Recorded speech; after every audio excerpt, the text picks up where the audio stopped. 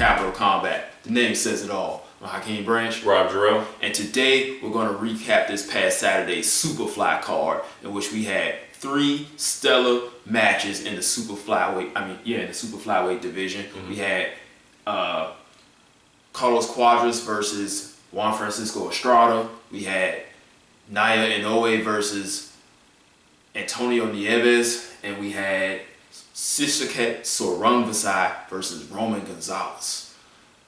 There's a whole lot to say in one time, and I did it. Yay me. Give me a cookie. Anyway, if you caught Rob's initial reaction to this video, to these fights, you know that we were privy to some high technique, high entertainment fights that happened this way. Probably the best of all year.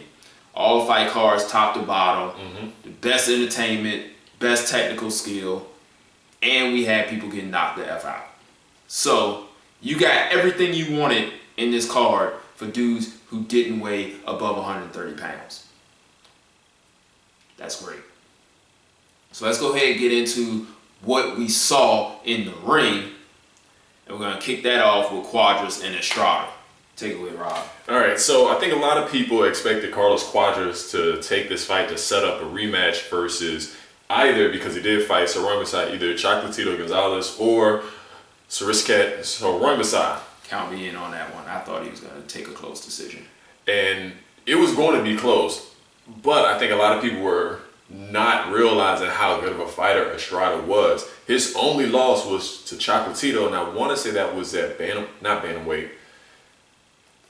flyweight or under that.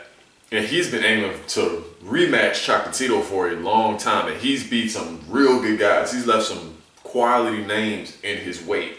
So he was extremely motivated, especially because this was an eliminator for the winner of the Chocolatito versus Sor Rungvisai fight, and that is the WBC super flyweight title. So at a certain point, they really started working.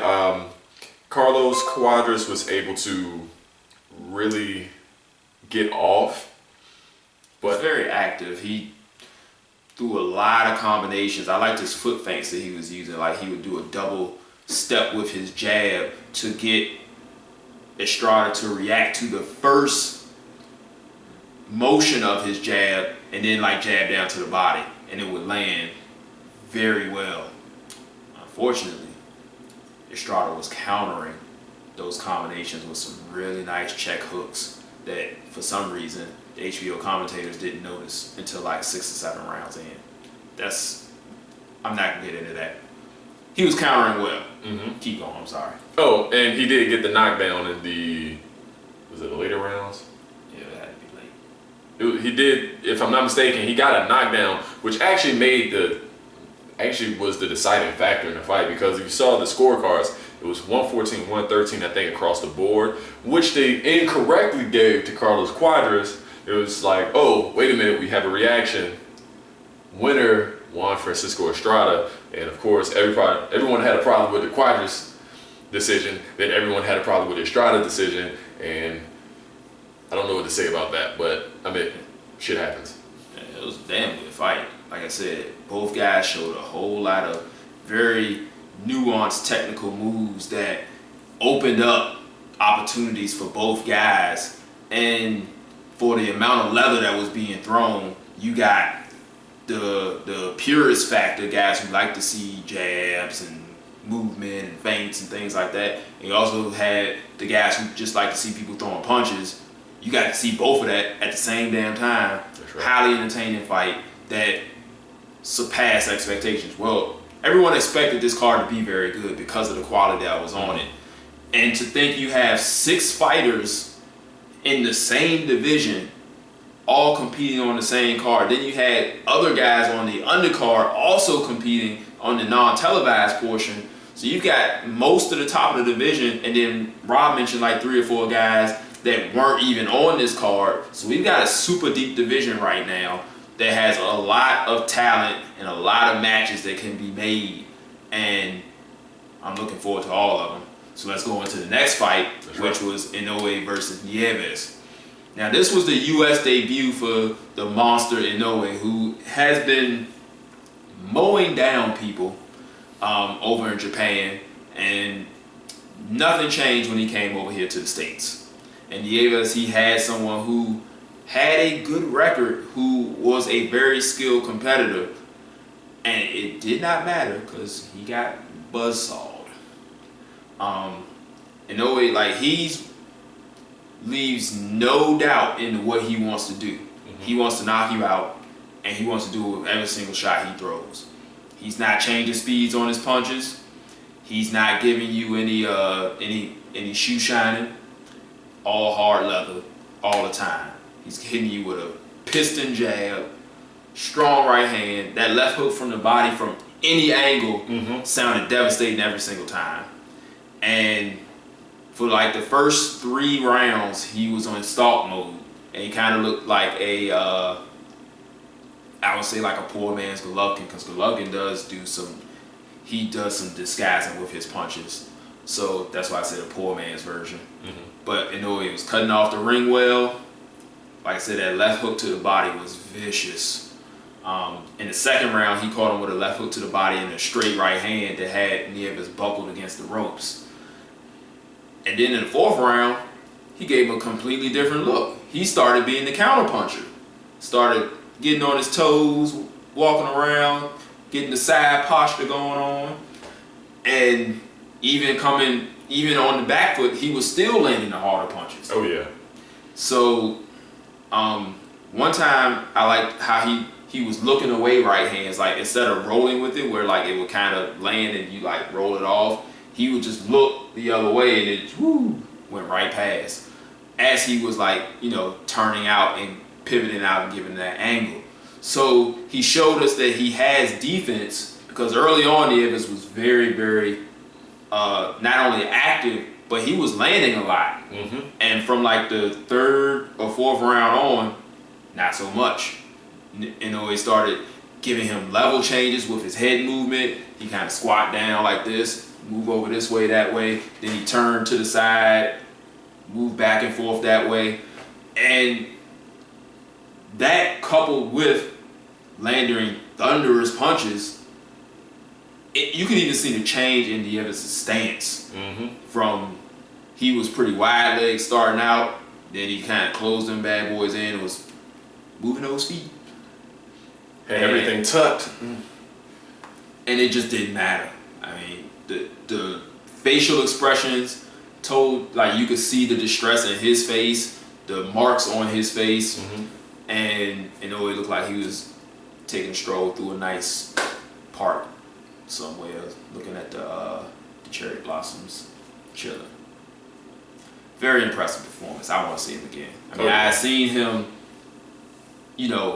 through YouTube, but seeing it in those high definition HBO cameras was a sight to behold. Yeah, I'm excited to see what he does next, because it's a deep division, and the fact that he's actually pretty big. I think he actually weighed in at 126 pounds fight night after he weighed in at 115 pounds, which means he still got some growing to do. And I think he started at 108? Yeah, he started pretty light as well. Like, he's been kind of following Chocolatito, and they were angling him to fight him, but he met a wall in Sor Rungvisai that he could not surpass this time. Right. So, but now, he's the next in line for the Estrada versus Sor Rungvisai winner, which we're getting a little bit ahead of ourselves, but we all know the outcome. Now we're just getting a little bit deeper into what we saw, so you guys know how we do. So let's get into the main event. That's right. So this was a rematch of a fight that they had in, was it March?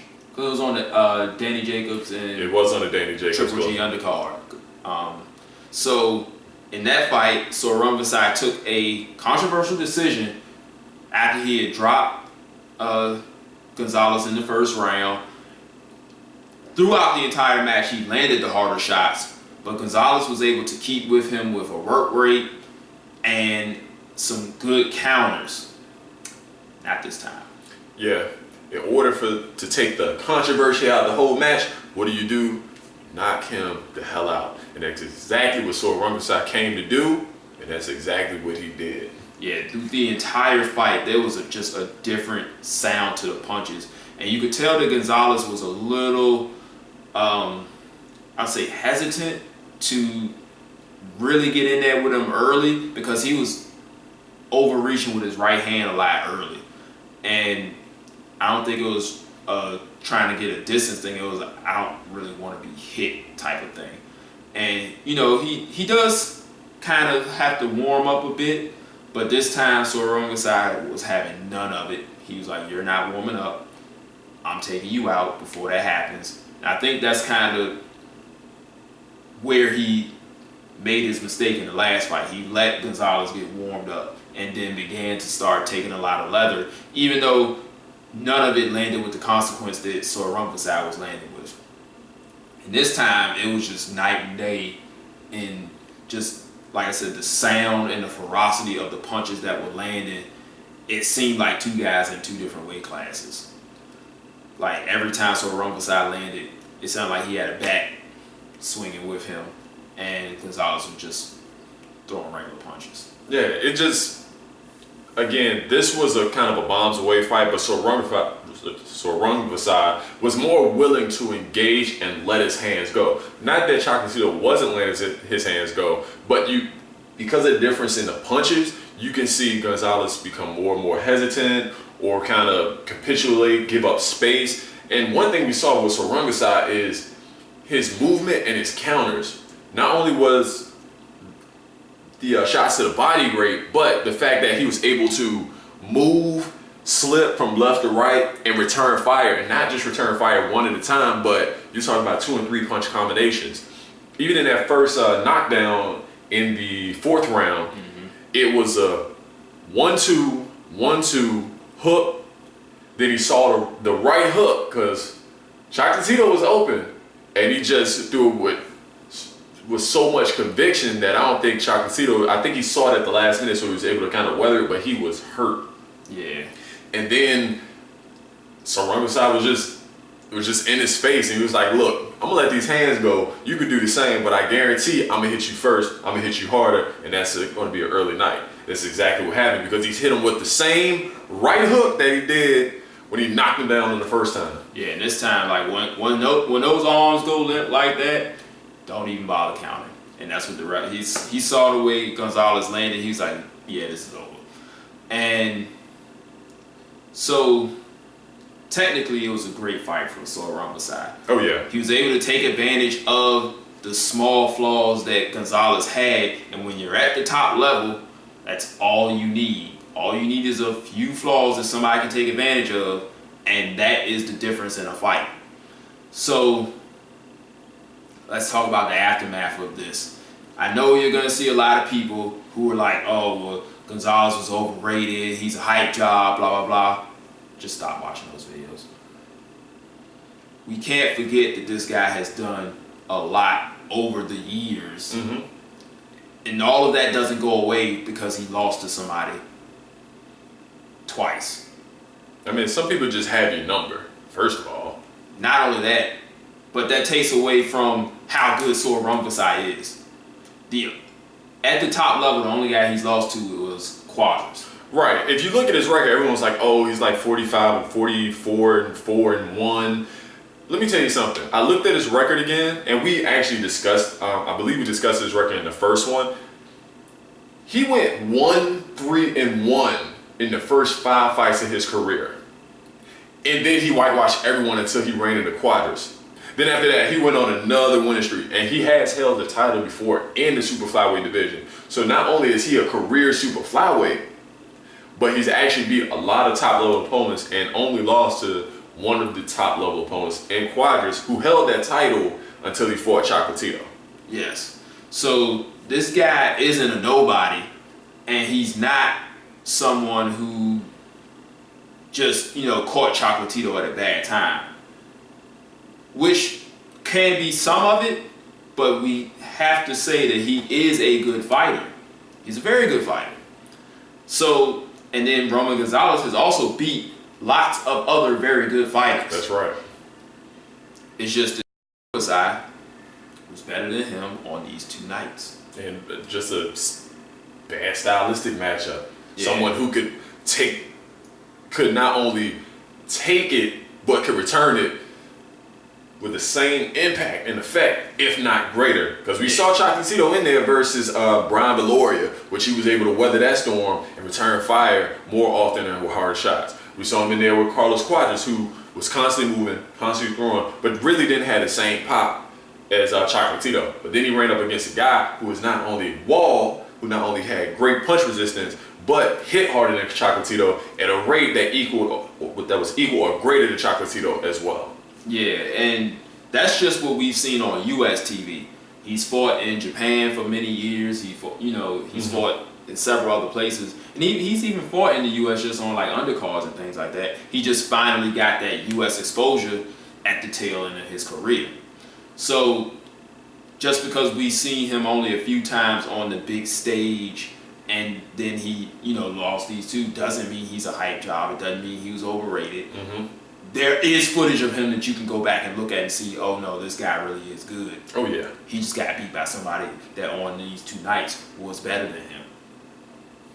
So let's not get on the let's throw Chocolatito under the bus, because then that's why we keep having these mismatches.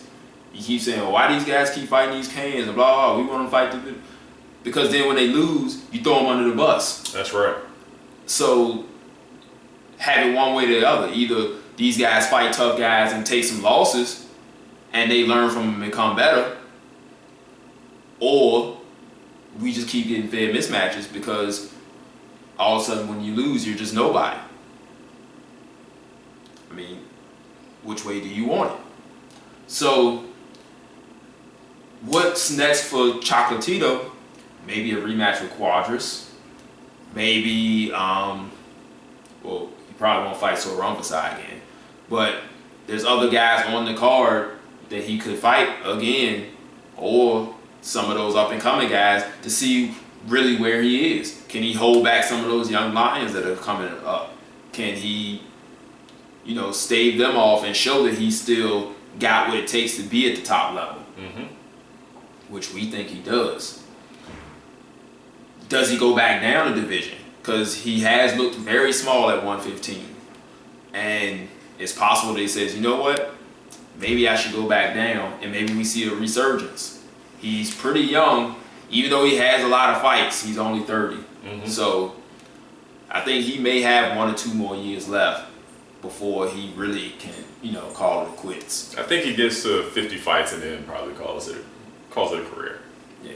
So for Sor Rungvisai, he takes on Estrada. Who's this mandatory? Right. Which will be one hell of a fight. Oh yeah. So I'm waiting for that.